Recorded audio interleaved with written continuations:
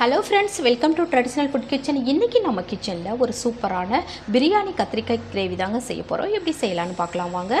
நான் கிரேவி செய்கிறதுக்கு ஒரு 1/4 கிலோ அளவு நான் கத்திரிக்காய் எடுத்து இந்த மாதிரி கட் பண்ணி போட்டு வச்சுருக்கேன். தண்ணியில் போட்டு வச்சுருக்கேன். என்ன அப்போ தான் தண்ணியில் போட்டால் தான் உங்களுக்கு சீக்கிரம் கருக்காமல் இருக்கும். நீங்கள் பார்த்தீங்கன்னா நான் இந்த சைடாக நான் கட் பண்ணி போட்டிருக்கேன் பாருங்கள். இந்த சைடு கட் பண்ணால் தான் உங்களுக்கு நல்லா வேகும். ஒரு சில நேரத்தில் பார்த்தீங்கன்னா இந்த சைடு கட் பண்ணால் அந்த சைடு கொஞ்சம் நேரம் வேகாமல் கூட இருக்கும். அதனால தான் இந்த சைடு நான் கட் பண்ணி வச்சுருக்கேன். நீங்கள் கட் பண்ணும்போதே உள்ளரெல்லாம் பூச்செல்லாம் இருக்கா அப்படின்னு பார்த்துட்டு நல்லா கட் பண்ணி போட்டுக்கோங்க. நான் ஒரு 6 கத்திரிக்காய் நான் கட் பண்ணி போட்டு வச்சுருக்கேங்க. இப்போ எப்படி செய்யலான்னு பார்க்கலாம் வாங்க. இந்த கத்திரிக்காய் கிரேவிக்கு ஒரு டேஸ்ட்டு கொடுக்கக்கூடிய ஒரு பொடி தாங்க நம்ம ரெடி பண்ண போகிறோம். அதுக்கு ஒரு கடாய் வச்சுருக்கேன். ஒரு 1.5 டேபிள் ஸ்பூன் அளவுக்கு வெள்ளை எள்ளு எடுத்திருக்கேன். நீங்கள் வெள்ளை எள்ளு எடுத்துக்கோங்க. கருப்பு எள்ளு எடுத்தோம் அப்படின்னா நமக்கு கிரேவியோட நிறம் கொஞ்சம் வேறு மாதிரி இருக்கும். அதனால் வெள்ளை எள்ளு எடுத்துக்கலாம். நான் 1.5 டேபிள் ஸ்பூன் அளவுக்கு வெள்ளை எள்ளு எடுத்திருக்கேன். இப்போ இதில் சேர்த்துடலாங்க.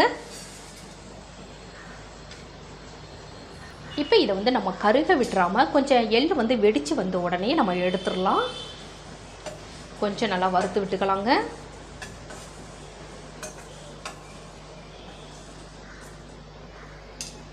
இப்போ இது கூடவே ஒரு 2 டேபிள் ஸ்பூன் அளவுக்கு வேர்க்கடலை. இது வறுத்த வேர்க்கடலை. அது இருந்தாலும் இது கூட சேர்த்து வறுக்கும்போது உங்களுக்கு பொடி பண்ணும்போது நல்லா உங்களுக்கு சீக்கிரம் பொடி ஆகிடும். அதுக்காக நான் இது கூட சேர்த்துக்கிறேன். ஒரு 2 டேபிள் ஸ்பூன் அளவுக்கு நான் வேர்க்கடலை எடுத்திருக்கேன். இப்போ பார்த்தீங்கன்னா எள்ளு நல்லா பொரிய ஆரம்பிச்சிருச்சு. இப்போ நல்லா வறுத்து விட்டுறலாம் ரெண்டையும் சேர்த்து.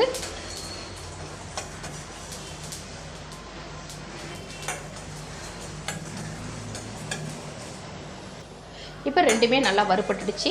இப்போ இதை எடுத்து தனியாக ஆற வச்சு நம்ம பொடி மாதிரி நம்ம அடித்து எடுத்துகிட்டு வந்துடலாம். இப்போ நம்ம கத்திரிக்காயை வறுத்து எடுத்துக்கலாங்க. ஏன்னா கத்திரிக்காய் நம்ம வதக்கிட்டு செஞ்சால் தான் உங்களுக்கு கரையாமல் இருக்கும். ரெண்டாவது நல்லா டேஸ்ட்டு கொடுக்கும். அதுக்கு இது வதக்கிறதுக்கு அளவுக்கு நம்ம எண்ணெய் சேர்த்துக்கலாம். இப்போ எண்ணெய் கொஞ்சம் சூடாகட்டும். இப்போ நம்ம கட் பண்ணி போட்டிருக்க கத்திரிக்காயை சேர்த்துடலாம்.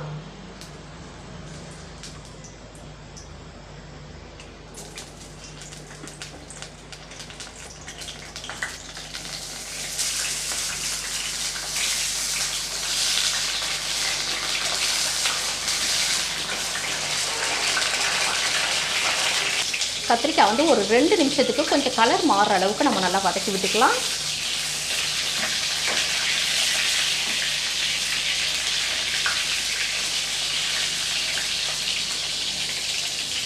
பாருங்கள், நான் 2 நிமிஷம் கத்திரிக்காயை நல்லா வதக்கியிருக்கேன். பாருங்கள், நல்லா ஒரு கலர் மாறிடுச்சு கத்திரிக்காய். இப்போ இதை எடுத்து தனியாக வச்சிடலாம்.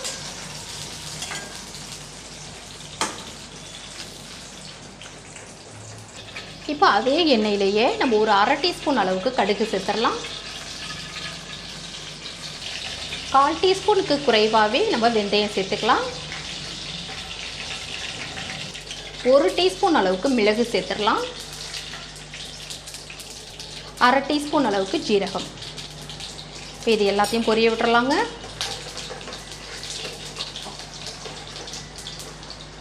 இப்போ எல்லாமே நல்லா பொரிஞ்சிருச்சு.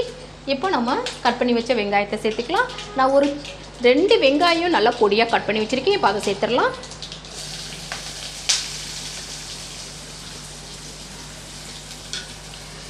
வெங்காயம் கொஞ்சம் பொன்னிறமாகிற வரைக்கும் நல்லா வதக்கி விட்டுக்கலாம்.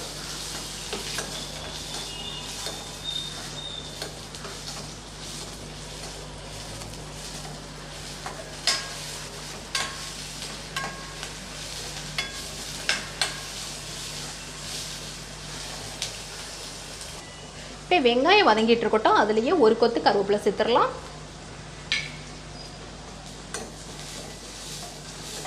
இப்போ வெங்காயம் ஓரளவுக்கு நல்லா வதங்கிடுச்சு. இப்போ நம்ம தக்காளி சேர்த்துடலாம். நான் 2 தக்காளி பழமாக எடுத்து இந்த மாதிரி நான் அரைச்சி வச்சுருக்கேன். இப்போ அதை சேர்த்துடலாம். இப்போ நல்லா வதக்கி விட்டுறலாம்.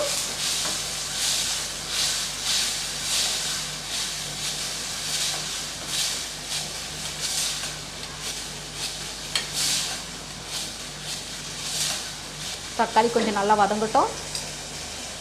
இப்போ தக்காளி ஓரளவுக்கு நல்லா வதங்கிடுச்சு. இப்போ நம்ம தேவையான மசாலாவெல்லாம் சேர்த்துடலாம். 1/4 டீஸ்பூன் அளவுக்கு மஞ்சள் தூள் சேர்த்துடலாம். 1 டீஸ்பூன் அளவுக்கு மிளகாய் தூள் சேர்த்துடலாம். காரத்துக்கு தகுந்த மாதிரி நீங்கள் சேர்த்துக்கலாம். 1 டேபிள் ஸ்பூன் அளவுக்கு மல்லித்தூள் சேர்த்துக்கலாம். இப்போ எல்லாத்தையும் நல்லா வதக்கி விட்டுறலாம். மசாலாவோட பச்சை வாசனை போகிற அளவுக்கு நல்லா வதக்கி விட்டுக்கலாம்.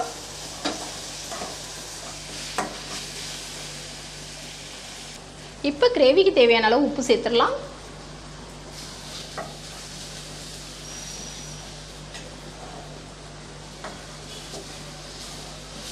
இப்போ மசாலாவெல்லாம் நல்லா வதக்கி விட்டாச்சு.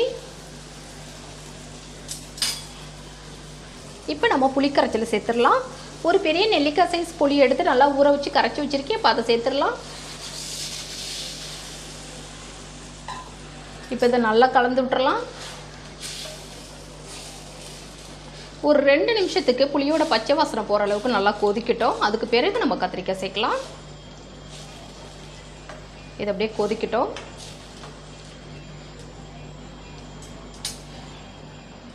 இப்போ புளி தண்ணி சேர்த்து நல்லா கொதிச்சிருச்சு. பாருங்கள், பச்சை வாசனை போய் நல்லா எண்ணெயெல்லாம் பிரிஞ்சு வர ஆரம்பிச்சிருச்சு. இப்போ நம்ம வதக்கி வச்ச கத்திரிக்காயை சேர்த்துடலாம்.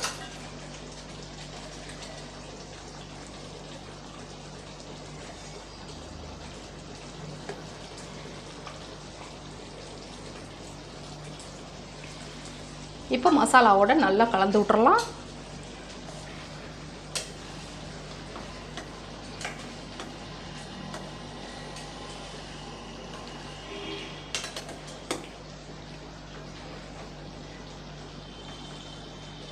இப்போ 1 நிமிஷத்துக்கு கத்திரிக்காய் வந்து மசாலாவோட நல்லா கொதிக்கட்டும். அதுக்கு பிறகு நம்ம தேவையான தண்ணி சேர்த்துக்கலாம். இப்போ கத்திரிக்காய் வந்து மசாலாவோட சேர்ந்து நல்லா கொதிக்குது. இதை லேசாக கலந்து மட்டும் விட்டுறலாம். இப்போ நம்ம குழம்புக்கு தேவையான அளவு நம்ம தண்ணி சேர்த்துடலாங்க.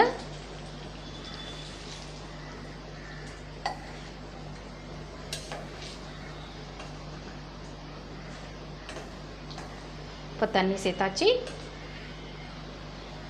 இது நல்லா கொதிக்கட்டும். ஒரு 3 நிமிஷத்துக்கு நல்லா கத்திரிக்காய் வெந்து கொதிக்கட்டும்.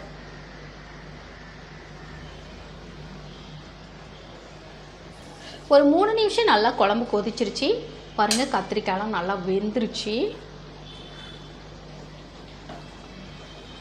லேசாக நம்ம கலந்து விட்டுறலாம்.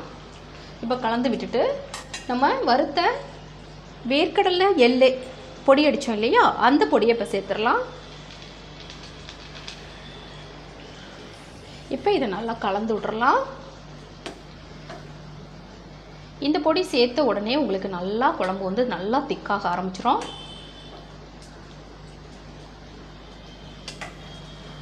நல்ல ஒரு டேஸ்ட்டாகவும் இருக்கும். இப்போ இந்த பொடி சேர்த்து 1 நிமிஷம் மட்டும் நல்லா கொதிக்கட்டும். அதுக்கு பிறகு நமக்கு கிரேவி நல்லா ரெடி ஆகிடும். 1 நிமிஷம் நல்லா கொதிக்க விட்டுறலாம்.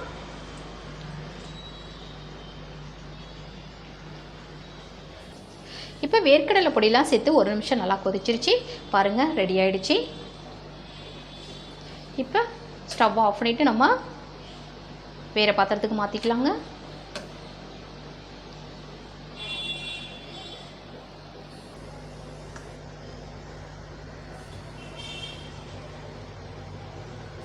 பாருங்கள், சூப்பரான பிரியாணி கத்திரிக்காய் கிரேவி ரெடி ஆகிடுச்சிங்க. ரொம்ப ரொம்ப சூப்பராக இருக்கும். இந்த மாதிரி ட்ரை பண்ணி பாருங்கள். இந்த வீடியோ உங்களுக்கு பிடிச்சிருந்துச்சுன்னா உங்கள் ஃப்ரெண்ட்ஸ் ரிலேட்டிவ்ஸ் எல்லாருக்கும் ரொம்ப ரொம்ப ஷேர் பண்ணுங்கள், லைக் பண்ணுங்கள். நம்ம சேனலில் சப்ஸ்கிரைப் பண்ணி சப்போர்ட் பண்ணுங்கள் ஃப்ரெண்ட்ஸ். தேங்க்யூ.